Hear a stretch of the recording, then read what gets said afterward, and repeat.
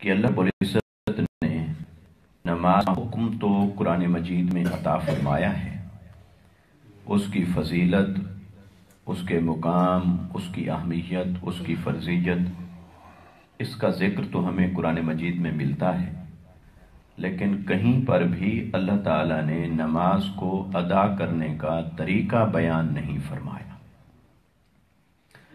اس لیے کہ اس کی مشیت اور اس کا ارادہ یہ تھا کہ اس نماز کو سکھانے کے لیے میں ایک مجسم پیکر بھیج رہا ہوں جو انہیں جا کر میری عبادت اور بندگی سکھائے گا۔ سبحان اللہ۔ تو آقا علیہ الصلوۃ والسلام نے اپنے وجود مبارک سے ہی وہ نماز ادا کر کے دکھائی کہ یہ نماز ہے، اور صحابہ کرام کو حکم دیا کہ صلو کما رأیتمونی اصلی، کہ تم اس طرح نماز پڑھو جس طرح تم مجھے دیکھتے ہو کہ میں پڑھتا ہوں۔ تو لہٰذا صحابہ کرام رضوان اللہ تعالی علیہم اجمعین نے نماز کیسے سیکھی؟ تو اس کا ایک ہی جواب ہے کہ حضور کو دیکھ دیکھ کے نماز سیکھی۔ تو جنہوں نے حضور صلی اللہ علیہ وسلم کو دیکھ دیکھ کے نماز سیکھی تو پھر وہ دیکھنے میں وہ لذت تھی کہ پھر وہ نماز پڑھتے ہی حضور کو دیکھنے کے لیے تھے، اور آقا علیہ الصلوۃ والسلام کی اداؤں کو دیکھتے رہتے تھے اور اسی طرح پھر کرنے کی کوشش کرتے رہتے تھے، تو وہی نماز ہو گئی۔ یہاں پہنچ کر میں نے آپ کو وہ واقعہ عرض کیا تھا مسند ابو یعلا کا، غزوہ بدر کے بعد جو پیش آیا کہ آقا علیہ السلام نماز پڑھا رہے ہیں اور صحابی نماز کے بعد پوچھتا ہے کہ یا رسول اللہ صلی اللہ علیہ وسلم آپ نماز کے اندر مسکراں کیوں رہے تھے؟ تو آقا علیہ الصلوۃ والسلام نے ان سے یہ نہیں پوچھا کہ میرا مسکرانا تم نے کیسے دیکھا حالت نماز کے اندر، تمہارے لیے تو حکم یہ تھا کہ سجدہ گاہ کو دیکھو، یہ نہیں پوچھا بلکہ اسے جواب عطا فرمایا، جس سے یہ پتہ چلتا ہے کہ صحابہ کرام رضوان اللہ تعالی علیہم اجمعین آقا علیہ الصلوۃ والسلام کی زیارت کرنے کو نماز کا حصہ سمجھتے تھے، نماز کا غیر نہیں سمجھتے تھے۔ سبحان اللہ۔ اور یہی مثالیں ہمیں اور کئی مقامات پہ بھی ملتی ہیں۔ ایک صحابی کا یہ بھی واقعہ ملتا ہے کہ وہ جب نماز پڑھنے کے لیے آتے اور صفوں کی ترتیب، آپ کو معلوم ہے کہ سب سے زیادہ ثواب ہے پہلی صف میں، اور پہلی صف میں بھی سب سے زیادہ ثواب ہے پہلے امام کے پیچھے، پھر دائیں طرف، پھر بعد میں بائیں طرف۔ تو وہ جب مسجد میں داخل ہوتے تو صف پوری خالی پڑی ہے، صف پوری خالی پڑی ہے، لیکن وہ بالکل کونے میں بیٹھتے۔ تو کسی نے ان سے پوچھا ابھی صف خالی پڑی ہے، ثواب ادھر زیادہ ہے، تو آپ وہاں کونے میں کیوں بیٹھتے ہیں؟ اس نے کہا میں اس لیے بیٹھتا ہوں کہ جب آقا علیہ الصلوۃ والسلام نماز میں سلام پھیرتے ہیں وہ آ کر بیٹھتے بائیں طرف آ کر بیٹھتے، دائیں نہیں بیٹھتے، نہ پیچھے بیٹھے نہ دائیں بیٹھے، بائیں طرف بالکل کارنر پہ بیٹھتے تھے۔ تو ان سے کسی نے پوچھا بھی ثواب تو یہاں زیادہ ہے اور دائیں طرف زیادہ ہے، تو بائیں کیوں بیٹھتے ہو؟ اس نے کہا میں اس لیے بیٹھتا ہوں کہ جب سلام پھیروں تو اگر میں دائیں طرف ہوا تو میرا رخ تو ادھر ہوگا، تو میں وہاں اس لیے بیٹھتا ہوں کہ میں نماز سے جو ہی نکلوں پہلی نگاہ چہرہ مصطفیٰ۔ سبحان اللہ، سبحان اللہ۔ تو اس طرف جو مقتدی بیٹھا ہوگا نماز کے اندر، وہ جب سلام پھیرے گا تو اس کی پہلی نظر امام کے چہرے پر جاتی ہے۔ تو دیکھیے کہ صحابہ کرام کی پھر ترجیحات اور پریفرنسز یہ تھیں کہ وہ آقا علیہ الصلوۃ والسلام کی محبت کو نماز کا غیر نہیں سمجھتے تھے، آقا علیہ الصلوۃ والسلام کے ادب کو نماز کا غیر نہیں سمجھتے تھے، آقا علیہ الصلوۃ والسلام کے حکم کی تعمیل کو نماز کا غیر نہیں سمجھتے تھے، بلکہ ان کے نزدیک یہ نماز کا حصہ تھا۔ عین نماز تھا کہ ذکر خدا بھی ہو اور محبت مصطفیٰ. واہ سبحان اللہ کیا بات. تو یہ اس طرح کے واقعات کئی ایک ملتے ہیں، صرف کوئی ایک نہیں ملتا ہے صحابہ کرام رضوان اللہ تعالی علیہم اجمعین کے. اور وہ جو بات میں حضرت صدیق اکبر رضی اللہ تعالیٰ عنہ کی شان کے حوالے سے کرنا چاہتا تھا اور وقت پھر کم ہو گیا، اس کو میں یہاں لے لوں. تو وہ آپ دیکھیں گے وہ روایت بخاری شریف میں، مسلم شریف میں، کتاب الصلاۃ کے باب میں بہت اہم روایت ہے. اور اس میں یہ ہے کہ آقا علیہ الصلوۃ والسلام ایک دن کہیں تشریف لے گئے اور آپ نے کسی قبیلے کا کہیں فیصلہ فرمانا تھا کوئی، تو پیچھے نماز کا وقت ہو گیا. تو صحابہ کرام نے حضرت صدیق اکبر رضی اللہ تعالیٰ عنہ سے درخواست کی کہ آپ نماز پڑھا دیں. تو انہوں نے پہلے تو انتظار کیا، مگر جب دیکھا کہ نماز کا وقت چلا جائے گا تو پھر مصلی پر آ گئے اور نماز پڑھانا شروع کر دی. تو جب وہ نماز پڑھا رہے تھے اور صحابہ کرام صف در صف کھڑے تھے پیچھے، تو اتنے میں آقا علیہ الصلوۃ والسلام تشریف لے آئے اور مسجد نبوی کے اندر داخل ہوئے. اور جو ہی آقا علیہ الصلوۃ والسلام تشریف لائے تو آپ پچھلی صف میں کھڑے ہو گئے. اب پچھلی صف میں جس کے ساتھ آقا علیہ السلام کھڑے ہوئے اس کو تو پتا چل گیا کہ میرے ساتھ کون ہستی آ کے تشریف فرما ہوئی ہے. تو انہوں نے کیا کیا، اب وہ دیکھیں ہے اللہ کی نماز، عبادت اور بندگی جاری ہے. وہ صحابی پھر خاموش نہیں ٹھہرا کہ میں بھی اللہ کی نماز پڑھ رہا ہوں اور مصطفیٰ بھی اللہ کی عبادت اور بندگی کے اندر ہیں، تو نماز جاری ہے تو میں کیا کروں. جس کے ساتھ آ کر آقا علیہ الصلوۃ والسلام کھڑے ہوئے، اس صحابی نے اوروں کو اگلوں کو اطلاع دینے کے لیے ہاتھ کے اوپر ہاتھ بجانا شروع کر دیا.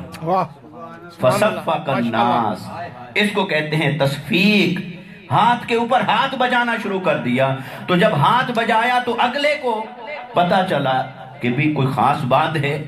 اور خاص بات کیا ہو سکتی تھی کہ جو نماز کے اندر بھی یہ اختیار رکھتی ہو کہ اللہ کی عبادت اور بندگی. دیکھیں اللہ کی عبادت اور بندگی میں یوں تو کسی اور طرف متوجہ ہونا، کسی اور طرف دھیان کرنا، وہ سبھی تعلیمات تو آقا علیہ السلام نے فرما دی تھی کہ جب تم اللہ اکبر کر کے اللہ کی عبادت و بندگی میں کھڑے ہو جاؤ تو پھر تمہارا دھیان بھی اللہ کے حضور آ جائے، توجہ بھی اللہ کے حضور آ جائے، اور سارے دل کے خیالات اور تصورات بھی اللہ کے حضور جمع ہو جائیں.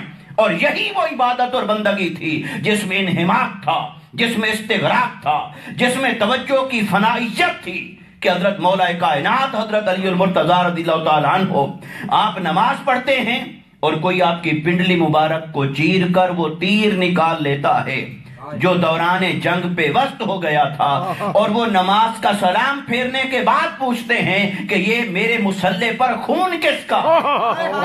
یعنی یہ تھے نماز پڑھنے والے کہ جن کا نماز کے اندر دھیان، توجہ، انہماک، کتنا مست ہو کے نماز پڑھنے والے تھے کہ نہ دنیا کی پرواہ ہے نہ جسم کی پرواہ ہے. جسم کٹ رہا ہے تو بھی پرواہ نہیں. یہ ہے نماز کے ساتھ محبت اور شغف. تو صحابہ کرام میں بھی درجہ بدرجہ اس کی جھلک تھی، ہر ایک کے حسب حال. تو اب آپ توجہ کریں کہ صحابہ کرام کھڑے ہیں نماز میں اور آقا علیہ السلام آ کے صف میں کھڑے ہو گئے پیچھے. تو جو صحابی کھڑا تھا نماز کے اندر، اس کو یہ گوارا نہ ہوا کہ آقا علیہ السلام پیچھے کھڑے رہیں اور کوئی آپ سے آگے کھڑا رہے، کوئی نمازی آپ سے آگے کھڑا ہو اور ہم تو آقا علیہ السلام پیچھے کھڑے ہوں. تو اگر وہ ان کو یہ ہوتا تعلیم، یہ ہوتا اگر ان کے ایمان اور عبادت اور بندگی کا تصور یہ ہوتا کہ چونکہ یہ اللہ کی نماز ہے، اللہ کی نماز میں سبھی برابر ہیں، اللہ کے حضور سجدہ ہے، لہٰذا نماز کا ادب یہ ہے کہ نہ توجہ ادھر جائے نہ خیال ادھر جائے، تو وہ چپ رہتے. مگر وہ چپ نہیں رہے، انہوں نے ہاتھوں پہ ہاتھ بجانا شروع کیا، تالی بجانا شروع کی. تالی بجائی تو اگلوں کو یہ احساس ہوا کہ یہ تھی تو نماز کے اندر جو تالی بجائی جا رہی ہے اور نماز کے اندر جو توجہ کو حاصل کرنے کے لیے ایک عمل کیا جا رہا ہے، تو یہ کون سا ایسا عمل ہو سکتا ہے. تو صحابہ کا عقیدہ یہی تھا کہ ایک طرف ہے نماز کا ادب، ایک طرف ہے مصطفیٰ کا ادب.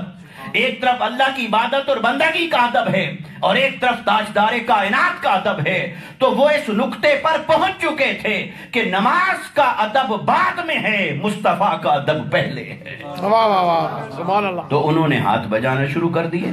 تو یہ سبھی صحابہ کرام کے لیے میسج یہی تھا اس کے اندر کہ یہ کوئی ایسی بات ہے جو نماز کے ادب آداب پر بھی بھاری ہے، کوئی ایسا واقعہ ہے پیچھے جو نماز، اگر ایک طرف نماز کو رکھیں اور ایک طرف اس کو رکھیں، کمپیریزن کریں تو نماز اس کے مقابلے میں کم ہے، نماز کا ادب اس کے مقابلے میں کم ہے۔ کوئی ایسا واقعہ ہے تو ایسا کیا ہے؟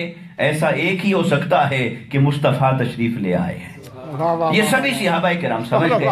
تو پھر اگلوں نے جگہ چھوڑی، تو جب اگلوں نے جگہ چھوڑی تو آقا علیہ السلام ایک صف آگے چلے گئے، پھر اگلوں نے وہی کام کیا، تصفیق کر کے پھر آگے اطلاع دی کہ آقا علیہ السلام تشریف لے آئے۔ اب نماز کے اندر بولنا بھی نہیں تھا اور نماز کے اندر حضور پیچھے کھڑے رہے یہ بھی گوارا نہیں تھا، اور نماز کے ادب کو اور دھیان کو قربان کر دیا، نماز کی اس توجہ اور انہماک کو قربان کر دیا آقا علیہ السلام کے ادب پر۔ اب آقا علیہ السلام ایک ایک صف آگے جا رہے ہیں، حتیٰ کہ آقا علیہ السلام پہلی صف میں تشریف فرما ہو گئے۔ تو جب پہلی صف میں پہنچے تب بھی صحابہ خاموش نہیں ہوئے، تب بھی صحابہ کرام کو یہ اطمینان نہیں ہوا کہ بس حضور نے یہیں تک پہنچنا تھا، پہلی صف تک آ گئے، اب اس سے آگے کہاں جائیں گے؟ نہیں، صحابہ کو چین نہیں آیا جب تک انہیں تصفیق کر کے امام کو متوجہ نہیں کیا کہ مصلی چھوڑ کے پیچھے آ جاؤ، مصطفیٰ تشریف لے آئے۔ واہ واہ واہ واہ واہ، سبحان اللہ۔ تو صحابہ کرام سب نے تصفیق کی، تصفیق بڑھ گئی، اور کہتے ہیں کہ حضرت صدیق اکبر رضی اللہ تعالیٰ عنہ ایسی نماز پڑھتے تھے کہ وہ کسی کی طرف توجہ اور دھیان نہیں رکھتے تھے دوران نماز، تو لہٰذا ان کو متوجہ کرنے کے لیے اس عمل کو کثیر کرنا پڑا، اس کو کثرت تک لے جانا پڑا، یعنی بہت کثرت کے ساتھ لوگوں نے تصفیق کی، یہاں تک کہ آوازیں بلند ہو گئیں، اور حضرت صدیق اکبر رضی اللہ تعالیٰ عنہ جا کر پھر متوجہ ہوئے، پھر انہوں نے دیکھا کہ آقا علیہ السلام آ گئے ہیں، اب نماز جاری ہے، نماز ٹوٹی نہیں ہے، نماز جاری ہے، عمل کثیر بھی ہو گیا، تصفیق بھی ہو گئی، تالیاں بھی بج رہی ہیں، ہر صف بھی منتشر ہو رہی ہے، پچھلے اگلوں کو اطلاع دے رہے ہیں، اگلے جگہ خالی کر رہے ہیں، صف بندی ٹوٹ رہی ہے، آقا علیہ السلام آگے تشریف لے جا رہے ہیں، نماز پھر بھی جاری ہے، اور پہلی صف تک آقا علیہ السلام پہنچ جاتے ہیں۔ پھر صحابہ چپ نہیں ہوئے، پھر سب نے تصفیق شروع کی، حتیٰ کہ حضرت صدیق اکبر متوجہ ہوئے۔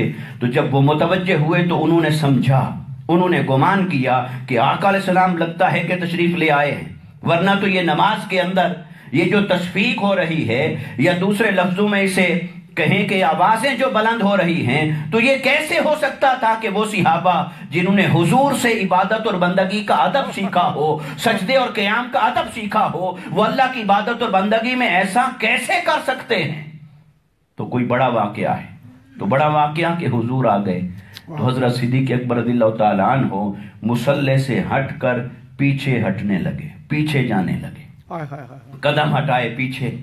اب جب قدم پیچھے ہٹتے ہوئے دیکھے آقا علیہ السلام نے پھر انہیں فرمایا، آقا علیہ السلام نے فرمایا کہ اے ابو بکر یہیں کھڑے رہو اپنی جگہ پر، انم کس مکانہ کا، اپنی جگہ پر کھڑے رہو اور اس نماز کو جاری رکھو، کھڑے رہو اور جاری رکھو۔ تو جب یہ حکم سنا آقا علیہ السلام کا تو حضرت صدیق اکبر نے رب تعالیٰ کی بارگاہ میں وہیں کھڑے کھڑے شکرانے کے لیے ہاتھ اٹھا دیے، عرض کی کہ باری تعالیٰ میں اس پر تیرا جتنا بھی شکر ادا کروں کم ہے کہ تیرے حبیب نے مجھے اس قابل جانا کہ میں مصلی پر کھڑا ہو کر امامت کرا سکوں، بس اس پر اظہار تشکر کیا کہ اللہ تعالیٰ کی بارگاہ میں شکرانہ ادا کیا۔ وہ شکرانہ ادا کرنے کے بعد پھر مصلی پر کھڑے نہیں رہے، پھر پیچھے ہٹ گئے، جگہ چھوڑ دی اور پچھلی صف میں آ کے مل گئے۔ اب مصلی خالی پڑا ہے، نماز جاری ہے، مصلی خالی پڑا ہے، نماز جاری ہے۔ آقا علیہ السلام کے حکم کے باوجود وہ پیچھے ہٹ جاتے ہیں، پھر پیچھے ہٹ گئے، پھر آقا علیہ السلام آگے بڑھے اور آقا علیہ السلام نے نماز پڑھائی۔ تو آقا علیہ السلام نے نماز پڑھائی، نماز ہو گئی۔ تو نماز کے بعد جب آقا علیہ السلام بیٹھے تو حضرت صدیق اکبر رضی اللہ تعالیٰ عنہ کو آپ نے پھر کھڑا کر لیا، فرمایا کہ اے ابو بکر ذرا کھڑے ہوئے تو میرے آقا صلی اللہ علیہ وسلم نے فرمایا اے ابو بکر ذرا یہ بتاؤ کہ جب میں نے خود تمہیں یہ حکم دیا تھا کہ مصلی پر کھڑے رہو اور نماز کو جاری رکھو تو پھر تمہیں کس شے نے روکا وہاں کھڑے رہنے سے اور پیچھے کیوں آ گئے تھے؟ یہ آقا علیہ السلام نے ان سے سوال کیا تو حضرت ابوبکر صدیق رضی اللہ تعالیٰ عنہ کی زبان مبارک سے میرے آقا وہ جواب سنانا چاہتے تھے سب کو کہ آؤ یہ حقیقت ہے اور یہ ایمان ہے اور یہ ایمان کی حقیقت ہے کہ حضرت صدیق اکبر کیوں پیچھے ہٹ گئے تھے، انہیں کی زبان سے سنانا چاہتے تھے اور پھر خاموش رہ کر اس پر مہر تصدیق ثبت فرمانا چاہتے تھے کہ ہاں ایک طرف نماز کا ادب ہو ایک طرف مصطفیٰ کا ادب ہو تو مصطفیٰ کا ادب پہلے ہے کیونکہ یہ سجدے بھی مصطفیٰ نے سکھائے، یہ رکوع اور قیام بھی مصطفیٰ نے سکھایا اور اس بندگی کے لائق بھی تمہیں مصطفیٰ نے بنایا۔ بے شک۔ تو پوچھا کہ کس شے نے آپ کو روکا کہ آپ وہاں کھڑے نہیں رہے اور آپ پیچھے ہٹ گئے؟ تو حضرت صدیق اکبر نے عرض کی یا رسول اللہ صلی اللہ علیہ وسلم مال ابن ابی قحافہ تھا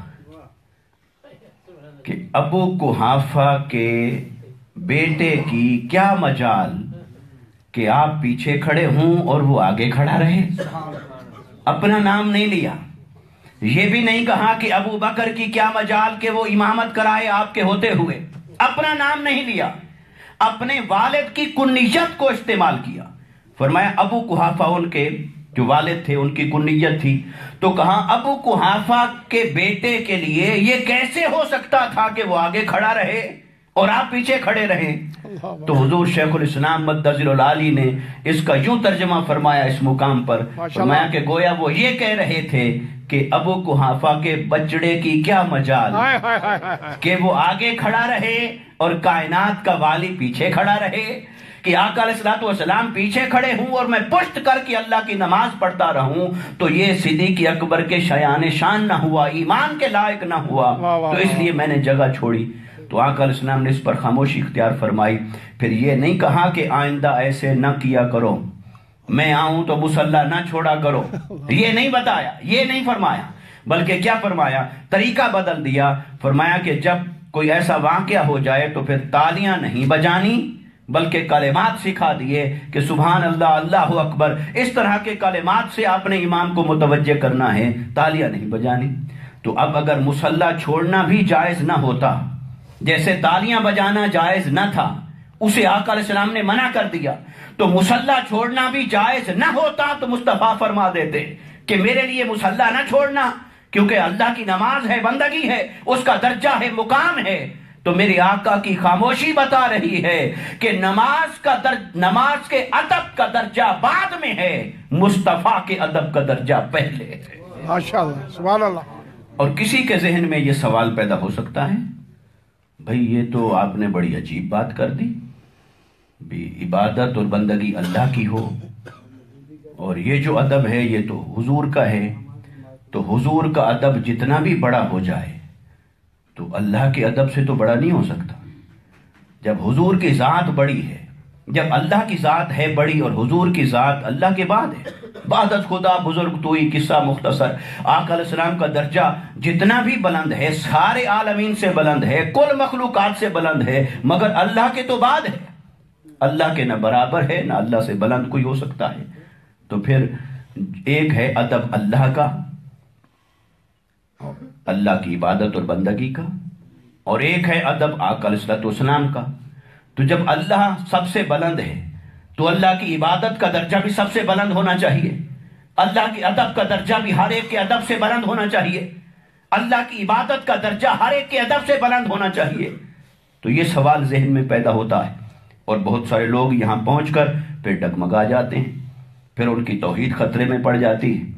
تو میں کہتا ہوں کہ آؤ توحید کو ویسے سمجھو جیسے مصطفیٰ نے سمجھایا ہے۔ اگر آقا علیہ السلام کی محبت اور ادب سے توحید کو سمجھیں گے پھر توحید بھی سمجھ آئے گی، ایمان بھی سمجھ آئے گا۔ اس کو اس اینگل سے نہ دیکھیں کہ ادب کس کا ہے اور نماز کس کی ہے۔ اگر ہم اس کو یوں دیکھیں کہ اللہ نے کیا سکھایا اور حضور نے کیا سکھایا، ایک طرف ہے نماز اور ایک طرف ہے آقا علیہ السلام کا ادب، ہم ان دو کو قرآن مجید کی روشنی میں دیکھتے ہیں کہ نماز کس کی سکھائی ہوئی شے ہے اور حضور کا ادب کس کی سکھائی ہوئی شے ہے. نماز کس نے سکھائی ہے اور حضور کا ادب کس نے سکھایا ہے. اگر اس اعتبار سے ان دونوں کا کمپیریزن کریں، موازنہ کریں کہ وہ کس کا سکھایا ہوا امر اور یہ کس کا سکھایا ہوا امر، تو آپ کو قرآن ہی جواب دیتا ہے کہ نماز ہے وہ شے جو سکھائی ہے مصطفیٰ نے اور حضور کا ادب ہے وہ شے جو سکھایا ہے خود رب نے. واہ سبحان اللہ. قرآن مجید کے اندر یہ بات جو ہماری پہلے گزر چکی ہے گزشتہ جمعہ پہ، اب میں اسی کو تھوڑا سمرائز کر رہا ہوں کہ نماز ایسی چیز ہے جو اللہ کی سکھائی ہوئی نہیں. یہ تحریمہ اللہ نے کر کے نہیں دکھایا، یہ قیام اللہ نے کر کے نہیں دکھایا، یہ سجدہ اور رکوع اللہ کا کیا ہوا نہیں، یہ اللہ نے نہیں کر کے دکھایا، اللہ نے نہیں سکھایا. نہ قرآن میں قول میں سکھایا، نہ معاذ اللہ فعل میں سکھاتا ہے، کیونکہ وہ عبادت اور بندگی سے پاک ہے، وہ تو خود معبود ہے. اس لیے دوستان مکرم، اللہ رب العزت کی سکھائی ہوئی شے نماز نہیں. نماز پر اللہ کا حکم ہے پر سکھایا تو مصطفیٰ نے ہے. یہ سکھائی ہوئی شے اللہ کی نہیں، سکھائی ہوئی کس کی طرف سے ہے؟ آقا علیہ السلام کی طرف سے پورے قرآن میں. لیکن حضور کا ادب، کیا حضور کا ادب حضور نے خود سکھایا کہ میرا ادب ایسے کیا کرو؟ کبھی صدیق اکبر کو، حضرت عمر بن خطاب کو، حضرت علی المرتضیٰ کو، حضرت عثمان غنی رضوان اللہ تعالی علیہم اجمعین، کیا حضور نے صحابہ کو ادب سکھایا اپنا ادب کہ میرا ادب ایسے کرو اور ایسے نہ کرو؟ تو کبھی نہیں سکھایا. تو کیا حضور کا ادب صحابہ نے آگے سکھایا کہ جو سب سے زیادہ قریب اٹھتے بیٹھتے تھے انہوں نے سکھایا؟ بھئی دیکھیں، آج آپ کا میرا کوئی شیخ ہوگا، قائد ہوگا، اس کا ادب اوروں کو، پبلک کو کون سکھائے گا؟ جو ان کے سب سے زیادہ قریب ہے. واہ. تو جو ان کے سب سے زیادہ قریب ہے وہ اوروں کو بتائے گا بھی ایسے کرو ایسے نہ کرو، ایسے کرو گے تو ناراض ہو جائیں گے، ایسے کرو گے تو راضی ہوں گے، اونچی آواز میں نہیں بولنا، آہستہ بولنا ہے، یہ کرو اور یہ نہ کرو، اور پانی ایسے پیش کرو اور کھانا ایسے پیش کرو، اور یہ کھائیں گے اور یہ نہیں کھائیں گے، اور ایسے سوئیں گے اور ایسے نہیں سوئیں گے. یہ ادب آداب کون سکھاتا ہے؟ کائنات میں آپ دیکھ لیں، کبھی بھی بڑا چھوٹے کے ادب آداب نہیں سکھاتا. ایسے ہی ہمیشہ چھوٹا اپنے سے بڑے کے ادب آداب سکھاتا ہے. کارکن سکھاتا ہے جو قریب ہے ادب اوروں کو، مرید سکھاتا ہے اوروں کو ادب اپنے شیخ کا، شاگرد سکھاتا ہے اوروں کو ادب اپنے استاذ کا. تو کبھی ایسا نہیں ہوگا کہ استاذ نے کلاس لگائی ہو کہ آؤ میں تمہیں اپنے شاگردوں کا ادب سکھاتا ہوں، میرے شاگردوں کے ساتھ ایسے بولا کرو. کبھی شیخ نے نہیں کہا ہوگا میرے اس مرید کا ادب ایسے کرنا اور اس کا ایسے کرنا اور اس کا ایسے کرنا. یہ دنیا میں ضابطہ ہے کہ ہمیشہ بڑا نہیں سکھاتا چھوٹے کا ادب، چھوٹے سکھایا کرتے ہیں اپنے سے بڑے کا ادب جو ان کے سب سے زیادہ قریب ہوتا ہے. تو کیا آقا علیہ السلام کا ادب امت کو صدیق اکبر نے سکھایا؟ صدیق اکبر نے کر کے دکھایا، سبحان اللہ، سکھایا نہیں. سبحان اللہ. حضرت عمر بن خطاب نے سکھایا نہیں، کر کے دکھایا. حضرت عثمان بن عفان نے سکھایا نہیں، کر کے دکھایا. تو سکھایا کس نے ہے؟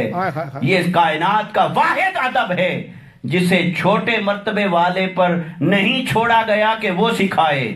یہ وہ ادب ہے کہ جو آقا علیہ السلام سے بڑا مرتبہ رکھنے والی ذات ہے، اللہ تعالیٰ کی ذات ہے. اللہ نے خود اپنے حبیب کا ادب سکھایا ہے قرآن کے. سبحان اللہ، سبحان اللہ، سبحان اللہ. قرآن میں اللہ نے آقا علیہ السلام کا ادب سکھایا. کہیں فرماتا ہے رائنا کا لفظ نہ کہنا، انظر نہ کہنا. رائنا کا لفظ بے ادبی ہے، یہ نہ کہنا، یوں کہا کر انظرنا یا رسول اللہ. کہیں فرماتا ہے میرے حبیب صلی اللہ علیہ وسلم کی بارگاہ میں ولیمہ کے لیے آؤ. آنے کا ادب بھی اللہ سکھا رہا ہے، بیٹھنے کا ادب بھی اللہ سکھا رہا ہے. تاڑ کے بیٹھنا ہے کہ نہیں اور برتن کو دیکھنا ہے کہ نہیں، یہ ادب بھی اللہ سکھا رہا ہے. حتیٰ کہ ایک دوسرے مقام پر آقا علیہ السلام کی مجلس میں آنے کے لیے اذن کیسے لینا ہے وہ بھی اللہ نے سکھایا. بیٹھنا ہے تو کیسے بیٹھنا ہے وہ بھی اللہ نے سکھایا. اور جانے لگو تو اجازت کیسے لینی ہے وہ بھی اللہ نے سکھایا. تو پورا قرآن آپ پڑھ لیں تو آپ کو ملے گا کہ قرآن میں اللہ نے روزے نماز کا طریقہ نہیں سکھایا، رکوع کا طریقہ نہیں سکھایا، قیام اور سجدے کا طریقہ نہیں سکھایا، عبادت اور بندگی کا طریقہ نہیں سکھایا، لیکن اپنے حبیب کی بارگاہ میں آ کر بیٹھنے کا طریقہ بھی سکھایا، بولنے کا طریقہ بھی سکھایا۔ لا ترفعوا اصواتکم، آوازوں کو اونچا نہیں کرنا، ولا تجہروا لہ بالقول کجہر بعضکم لبعض، اونچی آواز میں اوروں کی طرح بات نہیں کرنی۔ لا تجعلوا دعاء الرسول بینکم کدعاء بعضکم بعضا، ان لفظوں سے رسول کو نہ پکارا کرو جن لفظوں سے تم اوروں سے کلام کرتے ہو۔ تو آپ دیکھیے کہ لب و لہجہ بھی وہ سکھا رہا ہے، الفاظ کا انتخاب بھی وہ سکھا رہا ہے، آنے بیٹھنے کا ادب بھی وہ سکھا رہا ہے، نگاہیں کہاں رکھنی ہیں اور کہاں نہیں یہ ادب بھی رب سکھا رہا ہے۔ تو باری تعالیٰ یہ سکھانا زیادہ ضروری تھا یا سجدے کا طریقہ سکھانا زیادہ ضروری تھا، رکوع کا طریقہ سکھانا زیادہ ضروری تھا، وہ نماز جو تمام عبادت سے افضل ہے اس کا طریقہ سکھانا زیادہ ضروری تھا۔ وہ کہتا ہے کہ مجھے تم اپنی تبلیغیں نہ کرو، میں جانتا ہوں کہ کیا ضروری تھا اور کیا نہیں، بس میں نے فیصلہ یہ کر لیا تھا کہ حبیب ایک ہے میرا ادب اور ایک ہے تیرا ادب، ایک ہے میری عبادت اور ایک ہے تیری محبت، آؤ ایک فیصلہ کر لیتے ہیں، میرا ادب آپ انہیں سکھاتے رہیں، تیرا ادب انہیں میں سکھاتا رہوں۔ سبحان اللہ، سبحان اللہ، سبحان اللہ۔ اللہ کی عبادت مصطفیٰ نے سکھائی اور مصطفیٰ کا ادب رب نے سکھایا۔ بے شک۔ تو یہ ایسے ہی ہے نا جیسے آج کل کوئی استاذ ہوتے ہیں نا، دو ہوں کلاس ایک ہو، دو مضمون پڑھائیں، پھر وہ کہتے ہیں جی یہ میرا پسندیدہ مضمون ہے مجھے دے دیں، یہ مجھے زیادہ پسند ہے یہ میں پڑھاؤں گا۔ تو ہر کوئی اپنا پسندیدہ مضمون پڑھاتا ہے۔ تو اللہ نے قرآن کے اندر جو مضمون پڑھایا وہ ہے ادب مصطفیٰ، اور میرے آقا نے جو مضمون پڑھایا وہ ہے عبادت خدا۔ تو میرے آقا نے جو مضمون پڑھایا امت کو وہ ہے عبادت الہی، اور اللہ نے پڑھایا ادب مصطفیٰ صلی اللہ علیہ وسلم۔ تو اب آپ بتائیے اللہ کا پسندیدہ مضمون کیا ہوا کہ مصطفیٰ کا ادب کرو، اللہ کا پسندیدہ حکم کیا ہوا میرے مصطفیٰ کا ادب کرو، اور میرے مصطفیٰ کی پسند کیا ہوئی کہ اللہ کی عبادت کرو، کھڑے رہو قیام کے اندر، سجدے کے اندر پڑے رہو، چاہے پاؤں مبارک پر ورم آ جائے مگر اللہ کا ذکر جاری رکھو، اللہ کی عبادت اور بندگی جاری رکھو۔ اب ان دو چیزوں میں موازنہ کرتے ہوئے اس نقطے پر آئیے کہ ایک وہ شے ہے جسے اللہ نے سکھایا ہے اور ایک وہ شے ہے جسے مصطفیٰ نے سکھایا ہے۔ تو توحید کا تقاضا کیا ہے؟ اللہ کی سکھائی ہوئی شے کو اول درجے پہ رکھا جائے گا یا رسول کی سکھائی ہوئی شے کو اول درجے پہ رکھا جائے گا؟ بولیے بھائی، تقاضا تو یہی ہے بھی جب اللہ بلند ہے، اللہ بڑا ہے، تو اللہ کا حکم پہلے اور باقی حکم بعد میں، اللہ کی سکھائی ہوئی شے کا درجہ پہلے اور رسول کی سکھائی ہوئی شے کا درجہ بعد میں۔ تو نتیجہ کیا نکلا کہ اللہ کی سکھائی ہوئی شے کا درجہ پہلے ہے اور رسول صلی اللہ علیہ وسلم کی سکھائی ہوئی شے کا درجہ بعد میں ہے۔ تو اللہ نے کیا سکھایا؟ اللہ نے وہی سکھایا کہ ہمارے کے اندر کر رہے تھے، وہ محبت مصطفیٰ، وہ آقا علیہ السلام کی غلامی کا جذبہ تھا کہ چاہے اللہ کی عبادت اور بندگی ہی کیوں نہ جاری تھی مگر نماز میں دھیان ادھر ادھر جائے تو اللہ گوارا نہیں کرتا۔ لیکن مصطفیٰ کی ذات تشریف لے آئے، وہ کہتا ہے اب مصطفیٰ کا ادب پہلے کرو اور میری عبادت اور بندگی کا دھیان اور ادب بعد میں ہے۔ اس لیے صحابہ عمل کثیر کر کے اگلوں کو متوجہ کر رہے تھے کہ جگہ چھوڑ دو، مصطفیٰ آ گئے ہیں۔ امام بھی جگہ چھوڑتا ہے، مقتدی بھی جگہ چھوڑتے ہیں۔ ارے کہیں دیکھا کائنات میں اللہ کی عبادت کے باہر تو ہر ایک کا ادب ہوتا ہوا دیکھا ہوگا، مگر کیا نماز کے اندر بھی کسی اور کا ادب داخل ہوا؟ کیا سجدے کے دوران بھی کسی اور کے ادب کی گنجائش ہے؟ کیا قیام اور رکوع کے اندر بھی کسی اور کا ادب داخل ہے؟ یہ صرف ادب مصطفیٰ ہے کہ جو نماز میں بھی ہے اور نماز کے باہر بھی ہے، جو سجدے کے اندر بھی ہے اور رکوع کے باہر بھی ہے، جو قیام کے اندر بھی ہے اور قیام کے باہر ہی ہے۔ چونکہ مصطفیٰ کے ادب کو اللہ نے غیر بنایا ہی نہیں، تو جب غیر بنایا ہی نہیں تو شرک کہاں سے ہو؟ شرک تو ہوتا ہے غیر کا خیال آ جائے۔ مصطفیٰ کا خیال غیر نہیں ہے، جو مصطفیٰ کے خیال کو غیر کہے وہی غیر ہے۔ آقا صلی اللہ علیہ وسلم کا ادب صحابہ کرام اس انداز میں کرتے تھے۔ یہ میں نے آپ کو اس ادب کی مثال نہیں دی جو چلتے پھرتے اٹھتے بیٹھتے ہو، یہ وہ ادب کی مثال دی ہے جو دوران نماز ہو کہ اللہ اکبر اور سلام کے درمیان حالت نماز کے اندر جو ادب ہے صحابہ کرام جو کر رہے ہیں، یہ اس ادب کی ایک جھلک ہے۔ اور بھی روایات ہیں، مگر بات کو ختم کرتا ہوں اسی نقطے پر کہ آقا علیہ الصلوۃ والسلام کا ادب نماز کے اندر بھی صحابہ کرام کرتے تھے، کیونکہ قرآن حکم دے چکا تھا اقیموا الصلاۃ، نماز کو قائم رکھنا ہے، نمازوں کو قائم رکھنا ہے، صرف پڑھتے اور ضائع نہیں کرتے جانا، صرف کمانے کے بعد اسے برباد نہیں کرتے جانا، نمازیں پڑھ کر انہیں قائم رکھنا ہے، انہیں محفوظ رکھنا ہے، اور قائم اسی کی نماز رہے گی جو نماز پڑھ کر مصطفیٰ کی بارگاہ میں سر کو جھکائے رکھے گا اور ادب کا پیکر بن کے رہے گا۔ سبحان اللہ، اس لیے دوستو، اپنی نیکی اور کمائی کو جو بچانا چاہتا ہے اس پر لازم ہے کہ ساری زندگی آقا علیہ السلام کے ذات کے ساتھ محبت اور ادب کو قائم رکھے۔ اللہ تبارک و تعالی ہمارے حال پر لطف و کرم فرمائے، وَمَا عَلَيْنَا إِلَّا الْبَلَاغُ الْمُبِينُ۔